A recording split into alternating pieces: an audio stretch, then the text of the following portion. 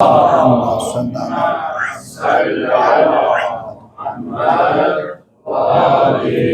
günler Peygamberin ciğer parası, dünya ve ahiret hanımlarının hanımı, anası Hazreti Zehra selamullahi aleyhanın mevlud günleridir. Allah bu günleri her birimize mübarek karar versin. O hanımın pak ve mutahhar ruhuna salavat zikredeyin. Allahümme salli ala Muhammed. Allahümme salli ala Muhammedin ve ali Muhammed. Eûzu billahi mineşşeytanirracim. Bismillahirrahmanirrahim. Vessalatu vesselamu ala seyyidina ve nebiyyina ve tabibi kulubina ve şefi'i zunubina Ebil Kasım Muhammed sallallahu aleyhi ve alihi ve ala ehli beytihi teyyibin tahirin ma'sumin aleyhimusselam ve la'netullahi ala a'daihim ecma'in minel ana ila kıyami yevmiddin amma ba'd. Allahu Teala fi muhkemi kitabihil kerim. Bismillahirrahmanirrahim. İnnel muslimine vel muslimat vel mu'minine vel mu'minat vel qanitine vel qanitat. Sadakallahul aliyyul azim. Rabbi şrah li sadri ve yassir li emri ve ahlul uqdeten min lisani yefkahu kavli. Değerli müminler, aziz aksakallar, kardeşler, bizi dinleyen ana bacılarımız, Allah bu mübarek günü, bu mübarek bayramı her birinize bereketli karar versin. Allah bizleri dünya ve ahirette Peygamberin ciğer parası Hazreti Zehra selamullahi aleyhanın şefaatinden uzak eylemesin. Hanım Zehra selamullahi aleyha hakkında dil acizdir tarifler demeye. Çünkü onun tarifini Allah ve onun Resulü qeyd edib, söyleyip Allah ömür versin. Axund Azərə onun güzel qəzəlləri var. Ama bayaq elə rastıma geldi. Hanım Zehra hakkında bir paylaşım eləmişdi. Qələm acizdir necə vəsf eləsin Zəhranı. Gəlməmişdən özü ta şəninə bir surə gəlib. Kevser suresi gelib Hazreti Zehra hakkında ki onun vəsfini Allah eləyib Kevserdir. Ona vəssaf Xudadır, sonra Peyğəmbərdir.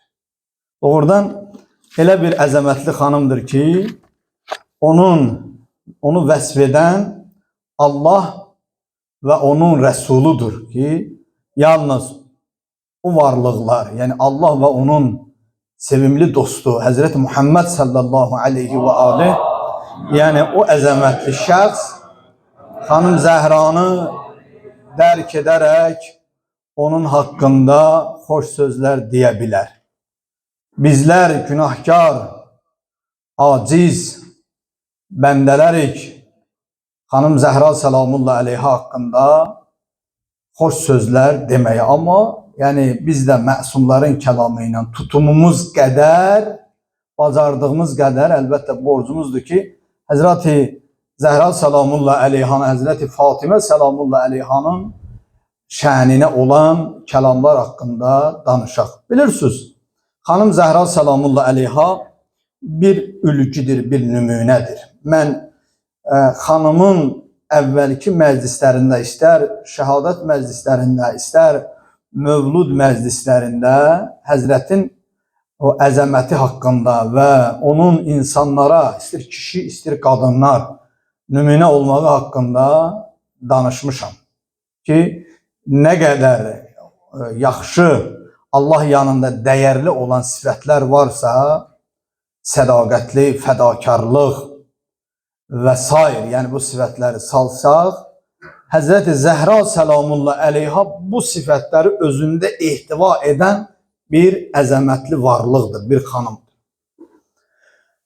Və bu cür bir insan da əlbəttə bizim üçün nümunədir. Xüsusən ailədə, yəni istər bəy ola, evin kişisi ola, istər xanımlar ola, yəni xanım Zəhra Səlamullah əleyha ilə Əmirul Müminin Həzrəti Əli əleyhissalamın yaşam tərzini və o tarixi oxusa və ya Qur'anı müraciət eləsə, artıq orada hər şeyi öz meyarında, öz ölçüsündə görəcək. Ailədə necə olmaq lazımdır? Kişinin vəzifəsi nədən ibarətdir? Xanımın vəzifəsi nədən ibarətdir? Yəni bunların hamısını insan dərk eləsə, düşünsə, əlbəttə bizim məsumların kəlamlarını və məclislərini qeyd etməkdə məqsədimiz biz insanların maariflənməsidir. Əgər bugün heç keçirilməsə Peyğəmbər və onun Əhl-i Beytin əza və mövlud məclisləri, düşünməyək, o məclislər davamlı olmayacaq və ya yer üzündə möhkəmlənməyəcək. Elə bilirik, bizim bu məclislərin keçirilməli ilə o məclislər, o şəxslər yaşanır. Xeyr, onları yaşadan, necə ki o bayaq o misrada, o hədisə əsasən, Qur'ana əsasən söyləyən bir misradır ki, onları Allah yaşadır. Onlar canını Allah üçün fəda ediblər.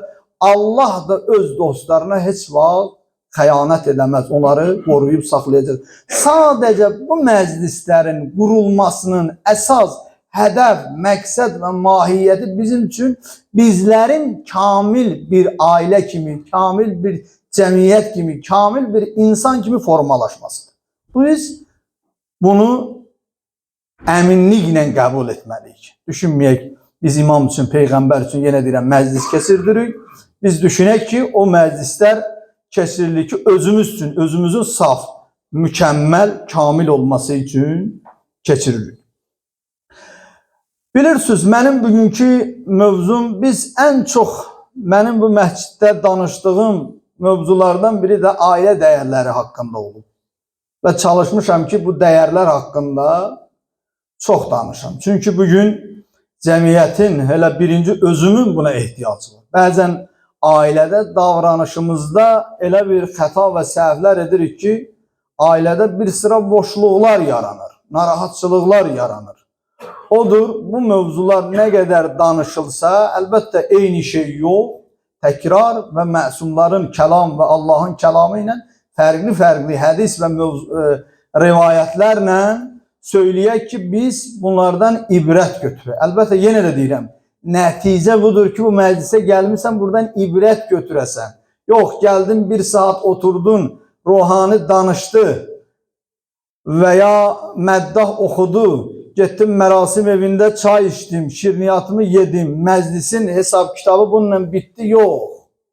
Gərək insan əvvəla mənəvi baxımından özünü burada möhkəmləndirə, sonra digər işlərdən fayda aparmış ola. Odur, mənim də bugünkü mövzum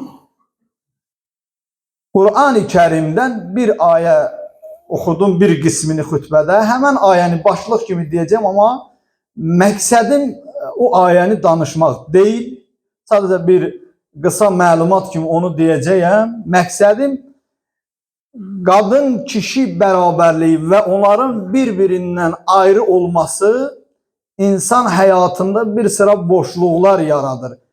Əmirul Müminin hədisində söyləyəcəyim, o cümlədən Qur'an-ı Kərimdən də ayə deyəcəyim ki, qadınsız kişi görürsüz kamil olmaz, kişisiz qadın da kamil olmaz. Söhbət həyatda o yaşam tərzindən gedir.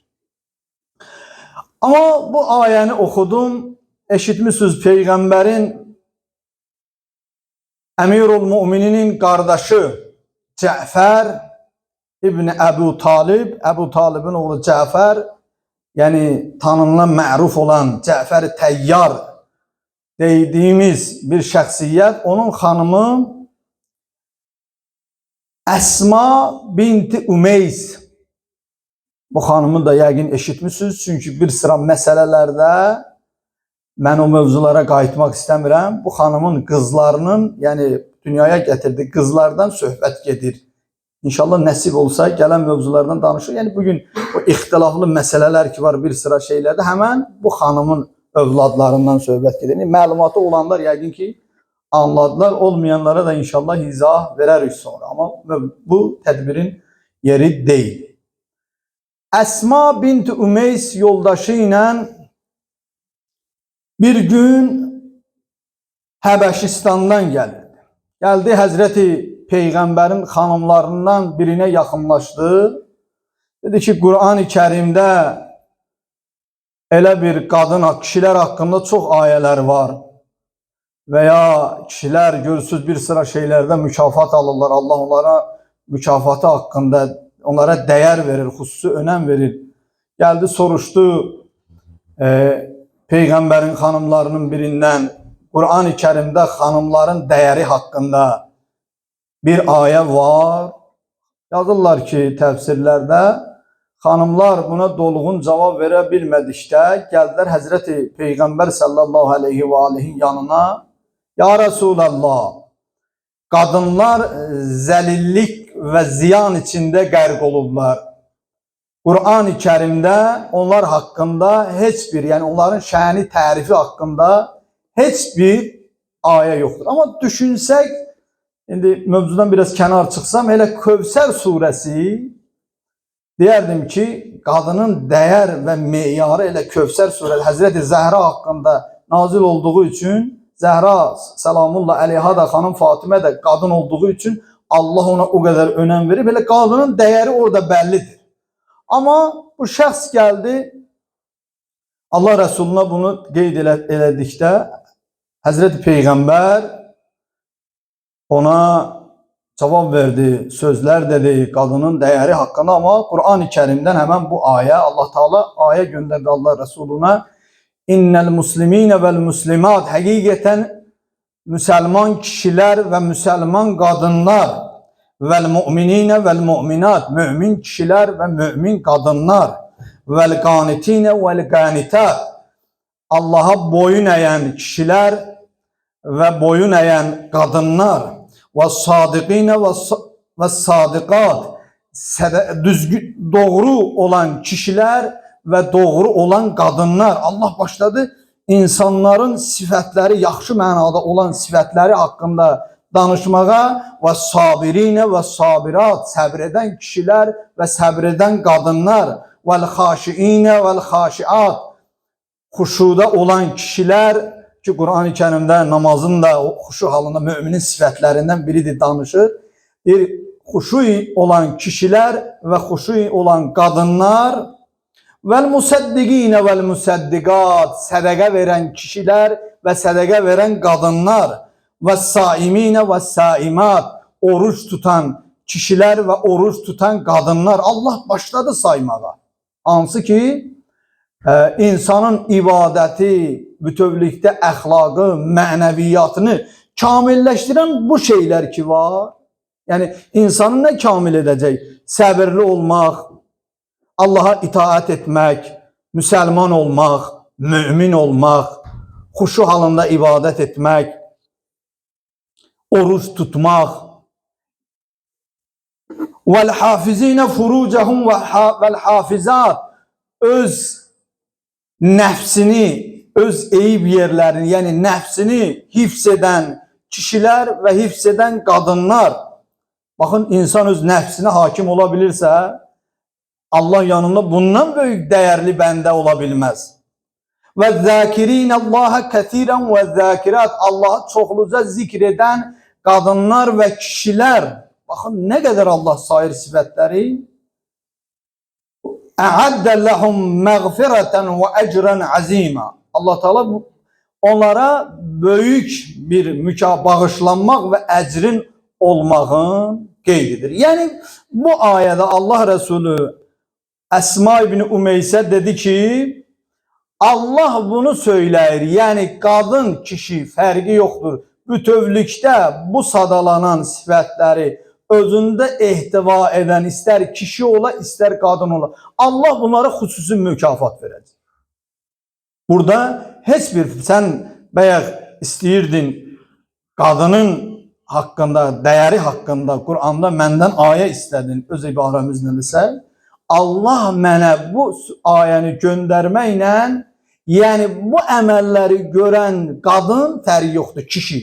Allahın onlara xüsusi vədəsi və böyük bir Azim, azim, ecren azima. Allah'ın böyük bir ecrin olmağı ve bağışlanmaq vədəsini Allah insanlara ve hanımlara qeyd edir. Mənim əzizlərim, qadın dedikdə ana yada düşür. Qadın dedikdə bir kişinin hanımı, bir kişinin anası, qadın dedikdə bir kişinin namusu nəzərdə tutulur. Yani qadın sözü, hanım sözünü kamilleştiren ana sözüdür. Anadan insan için müqəddəs heç nə ola bilməz. Görün, o kadar analar değerli ve kıymetlidir ki insan bir ömür nəfsi ilə mübarizə aparır, çətinliklərlə üz-üzə qalır. Özünü idarə etmə, yəni kontrol edə bilir, idarə edə bilir.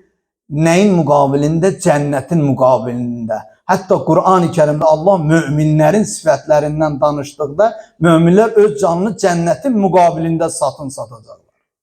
Yəni hətta insan öz canını belə cənnətin müqabilində satmağını Allah qeyd edir. Möminlərin, o kamil möminlərdən danışdıqda. Amma ona rəğmən həmən cənnəti Allah ananın ayağının altında Allah Rəsulun olduğunu qeyd edir. Şimdi görün, ana kimdir, hanım kimdir, hansı məqamın sahibidir. Mən qeyd elədim. Kadınsız kişi, kişisiz kadın natamamdır. Bu haqda hədislə indi qeyd edəcəyim. Yəni bu dediyim, həmən bu kəlməni ki işlədirəm, kadınsız kişi, kişisiz kadın natamamdır. Buna mənim dəlilim var, Qur'an ayəsi və hədislər bunu qeyd edir. Bu mənim sözüm deyil. Ola bilsin başlıq kimi mən bunu sizə deyim. Amma Qur'anın ayəsini oxusa, bəyan olaraq ki, bəli, kadınsız kişi, kişisiz kadın natamamdır. Allah Teala Kur'an-ı Kerim'de buyurur ki, Ərəf suresinin 189. ayesinde وَالَّذِي خَلَقَ لَكُمْ مِنْ أَنْفُسِكُمْ أَزْوَاجًا Allah sizin cinsinizden, yani Adam evladı olarak sizin için zövce karar verdi. لِتَسْكُنُوا إِلَيْهَا Ondan dayanak tapasınız.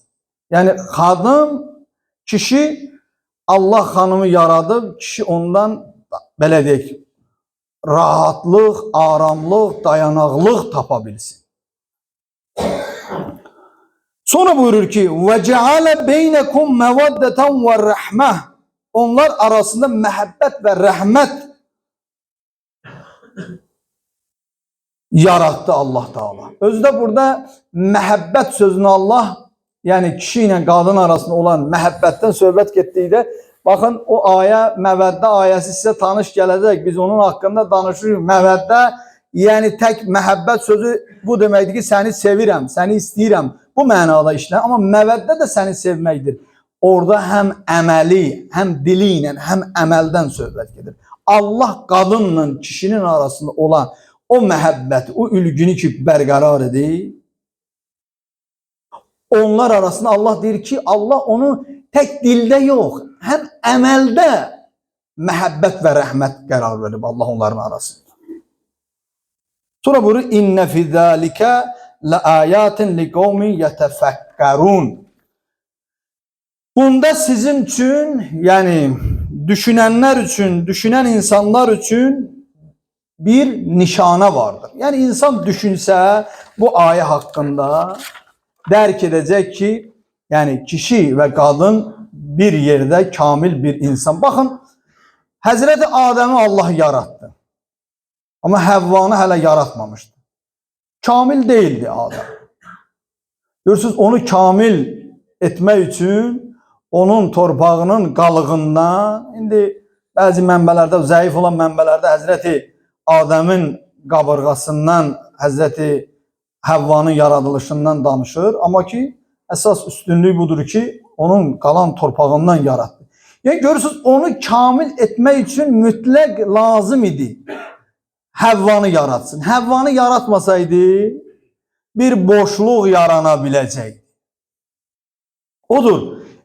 Emirul Müminin Hazreti Ali Aleyhisselam buyuruyor, kişi kadınla, kadın kişiyle tamamlanar. Yani bu iki varlık birgə tamamlana bilər. Ailə bu iki cütlüğün, kadın kişi birliği ilə formalaşır. Bir ailədə ana olmayanda, hələ övladlardan söhbət gedir. Görürsüz, ana dünyadan köçəndə, ata olduqda o ailədə bir tarazlıq, boşluq yaranır, yaranmır. Ya əksinə, ana olanda, övlad ata itirəndə, ana olduqda yenə də ailədə bir boşluq, bir narahatçılıq yaranır, yaranmır. Mütləq şəkildə insan onu hiss edir. Nəinki ailənin içində olan övlad onu hiss edir. Hətta kənarda qonşu da, dost da, qohum da o boşluğu hiss edir. Hələ övladlardan söhbət gedir. Odur. Yəni Emirul Müminin də buyurur ki, kişi kadın ilə, kadın kişi ilə tamamlanır. Onlar bir-birinə dayaqdılar. Sanki ailənin məcazi mənada misalla deyim ki, iki sütunu var. Əgər bir yerin möhkəm olması için onun mütləq şəkildə sütunu olmalıdır.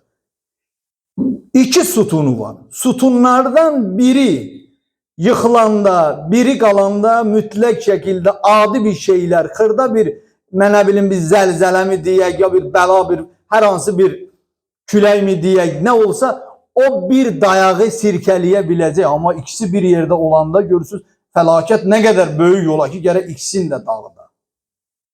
Odur, Allah höccəti buyurur ki, onlar ikisi bir yerdə bir-birini tamamlayırlar. Əxlaq alimləri, mən bunu öz sosial şəbəkə statuslarımda da paylaşmışdım. Mənə o qədər ləzzət elədi, heç ürəyim dözmədi, bugünə saxlayayım, amma onu bir gün qabaq paylaşdım. Doğrudan ola bilsin, burada digər insanlar, görməyənlər, eşitməyənlər olar, amma mənə çox ləzzət elədi. Buyurur ki, kişi kadının sevgi ve kaygısı ile yumuşalar. Kadın ise kişinin himayesi ve desteği ile güclənər. Görürsünüz, her ikisinin birbirine ihtiyacı var. Söhbət burada mənəviyyatdan gedir, mənəvi varlıqdan söhbət gedir. Digər şeylərə gəlincə, çöl heyvanları da biyoloji hala baxsaq, çöl heyvanı içində yəni fərqi yoxdur. Mən danışıram insanın mənəviyyatın kamil olmasından danışıram. Yəni bir nümunəvi ailə ortalığa çıxsın deyə, tanınsın ki, bu nümunəvi bir ailədir. Söhbət o ailələrdən gedir ki, ayələr, hədislər bunu qeyd edirlər. O cümlədən əxlaq alimləri deyirlər ki, qadın isə kişinin himayəsi və dəstəyi ilə, indi buna da izah verəcəyim, necə kişinin himayə və dəstəyi ilə güclənir. Onlar bir-birinin güclü və zəif tərəfini tamamlayır. Həyatın çətinliklərini birlikdə aşırlar, aradan aparırlar. Qoy evin çətin yükü bir tərəfin üstünə, atanın üstünə olsun və ya elə ailələr var, ana can atır, əziyyət çəkir, bir tikə balalarına çörək gətirsin, balaları həmən günü ac qalmasın, ata öz aləmindədir. Heç axşam evinə ayıq gələ bilmir. Yəni o kafedə, bu kafedə, o haramxanada, bu haramxanada, burada vaxt keçirtməklə, orada vaxt keçirtməklə. Görürsünüz, həmin xanıma diqqət eləsiniz, hətta yaşı az olsa belə onun vücuduna, varlığına diqqət eləsiniz, sanki 40 yaşlı, 30 yaşlı bir xanım 60 yaşlı bir xanıma bənzəyəcək. Niyə? Çünki onlar birgə o çətinliyi dəf edə bilmir. Eyni ilə əksinə. Mən bunu danışmışam məsciddə, indi yadıma gəldi, təkrar da olsa. İki qardaş var idi. Bir qardaşın yaşı az idi, amma digər qardaş yaşda böyük idi. Amma yaşı az olan qardaş çox qocalmışdı. Yaşı çox olan qardaş gənc, gümrah qalmışdı. Soruşdular, necə ola bilər? O səndən çox-çox yaşda böyükdür. O cavan qalıb, sən yaşlanmışsan. Dedi, onu cavan saxlayan, gümrah saxlayan onun xanımıdır. Həmən o qocalan, yaşı az olan qardaş gənc idi, amma xanımı deyingən və ya onun başa düşməyən bir xanım idi. çox qocalmışdı. Eynilə elə ailələri görsək, kişiləri də çöldə, bayırda görəndə görür ki, onların üst başı da səliqə səhmanlı deyil. Diqqət eləsən görəsən ki, evdə bir boşluq var orada. Belə deyək, o bir yerdə bir-birini tamamlamaq missiyası yoxdur aralarında. Odur, bu məsələ çox önəmli məsələ. Ola bilsin səhti gəlsin sizə. Ola bilsin subay olan qardaşlara adi gələ bilər mənim bu sözüm. Amma bir gün ailə quranda və ailədə Allah eləməmək bu boşluğu gördükdə dərk edəcək ki, həqiqətən vəziyyət bu anlamda. Və ya öz ətrafınızda olan adamlara baxsaz, onu hiss edəcəksiniz və görəcəksiniz. Hətta qeyd edirlər ki, qadının diqqət və qayğısı kişinin təhlükəsiz limanına bənzəyir. O gəmi görürsən, külək olanda gəlir bir limana çıxır, orada qalır ki, bir müddət tam külək yatsın, sakitçiliğini, yəni əmniyyətə gedir, özünü rahatlığa, təhlükədən qorumaq üçün. Eyni ilə qadınlar da bəzən, kişilər çox əsəbi olur, çox narahat, belə deyək, halına bəzən elə tünd xasiyyətli adam, insan ola bilir ailədə. Amma görürsünüz, xanım mülayim olanda, kişi biraz qışqıranda onu elə yumuşalca, elə bir yavaşca ona sözlər dedikdə, tam həmən ki, nə qədər qışqır, bağır salsa da, görürsünüz, yumuşalır, rahatlaşır.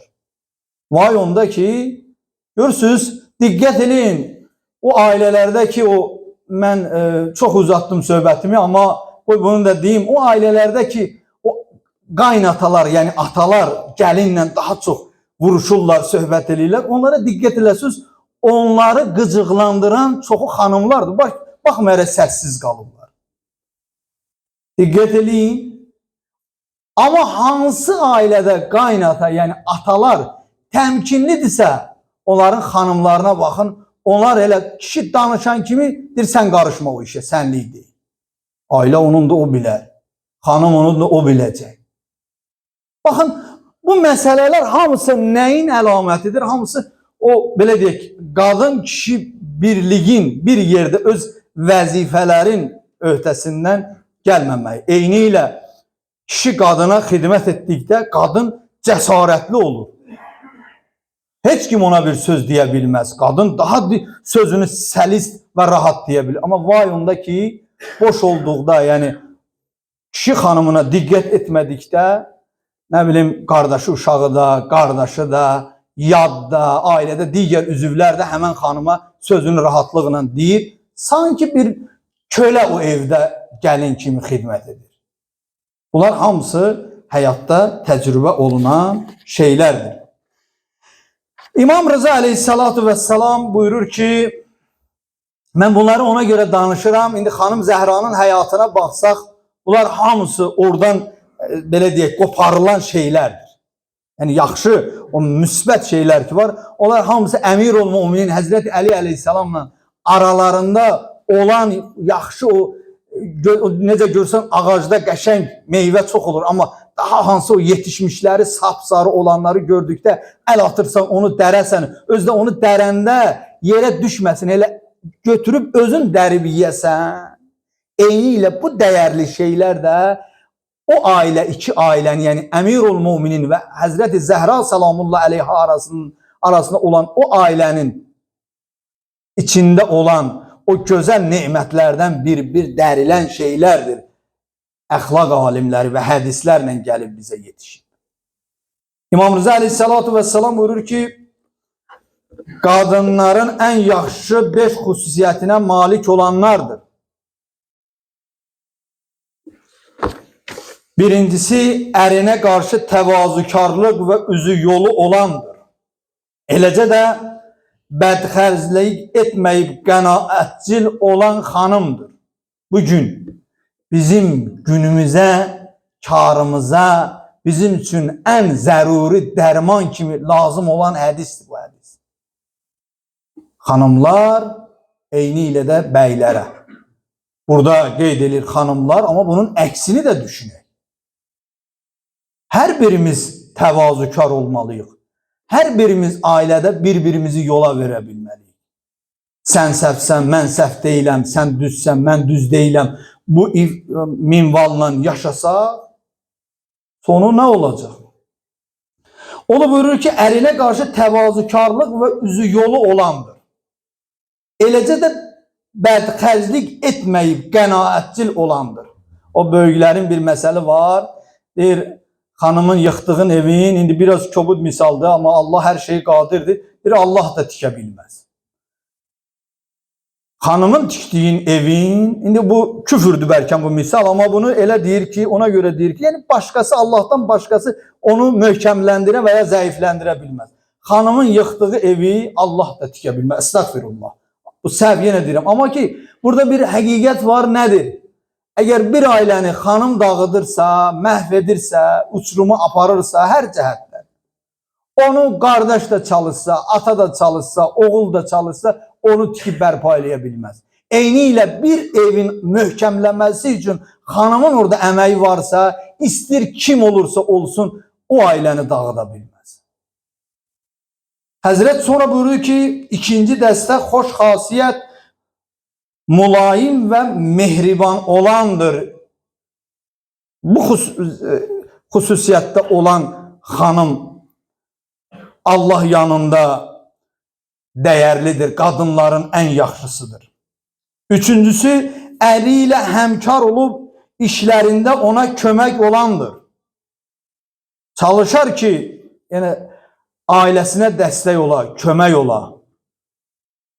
Necə xanım Zəhra salamullah əleyha ev işlərini qutardıqda və ya əksinə Əmirul-Mömin öz işlərini qutarında ev işlərində Əmirul-Möminin xanım Zəhraya kömək olurdu. Və ya bəzən Əmirul-Möminin yorulanda xanım Zəhra salamullah əleyha ona digər işlərdə kömək olur. Bu haqda danışılıb, çox danışmaq istəmirəm. Dördüncü, əri əsəbi və ya yorğun olduqda bütün işlərini və istirahətlərini atıb yoldaşını şad edib sevindirən xanımdır. Xanımların ən gözəli. Doğrudan hər xanımda o hünər olmaz. O iman olmaz. Özü yorğun ola. Nə qədər çətinlikdə ola, əsəbi ola. Amma yoldaşı evə gələ, görürsünüz əsəbi olub işdən gəlir və ya bir narahatçılıq var. Bütövlükdə öz əsəbini, öz işin kənara qoyub öz yoldaşını sevindirə, həmən o sıxıntını onun qəlbindən aparır. Beşincisi, tamamlayıram bu. Allah bu cür iffətli anabazlarımız çoxdur. Allah daha da çox eləsin. Əri yanında olmayanda onun malını, övladlarını və namusunu qoruyan xanımdır. Öz iffətini qoruyan xanımdır. Öz namusunu qoruyan xanımdır. Allah yanında dəyərli xanımlar bu xanımlardır. Bu şeyləri ki danışdım, xüsusən sonda bu 5 xüsusiyyəti danışdım. Bunların hamısını xanım Zəhra salamullah əleyha özündə ehtiva eləmişdir. Xanım Zəhra salamullah əleyha Əmirul-Mömininə həmişə təsəlli olan, dayaq olan bir xanım olur. Baxmayaraq, onun haqqın qəsb elədilər. Əmirul-Möminin 25 il səbr elədi. Amma ona dayaq olan, ona belə deyək, ürək dirək verən, öz ibarəmizlə desə, verən xanım Zəhra salamullah əleyha. Balaları ac qalanda belə yoldaşına demirdi, balalarım acdır. Bilirsiniz, Qur'an-ı Kərimdə İnsan surəsinin əvvəli o ailə, o əzəmətli ailə haqqında danışır. Yəni, nə qədər vərəqləsək, istər Qur'anı, istər hədis kitabları, istər əxlaq kitablarını, tarixi nə qədər İmam Əli əleyhissalamla və xanım Zəhra salamullah əleyhanın həyatını vərəqləsək, Qur'anda da mövcuddur, hədislərdə də mövcuddur, əxlaq kitablarında da mövcuddur, tarixdə də mövcuddur. Yəni, bunların hamısını vərəqləsək, amma bir balaca düşünsək, demirəm hamısını özümüzə biz pay götürə bilərik, hamısını biz icra edə bilərik. Amma müəyyən qismini icra eləsə, inanın Allah, bizim ailələrimiz də xoşbəxt ailələrdən olur. Allah yan verə öz izzəti cəlalına. Allah Taala bizlərə bu bayramı mübarək qərar versin. O birinci dua eləyim, o ailələrdəki ailə münaqişələri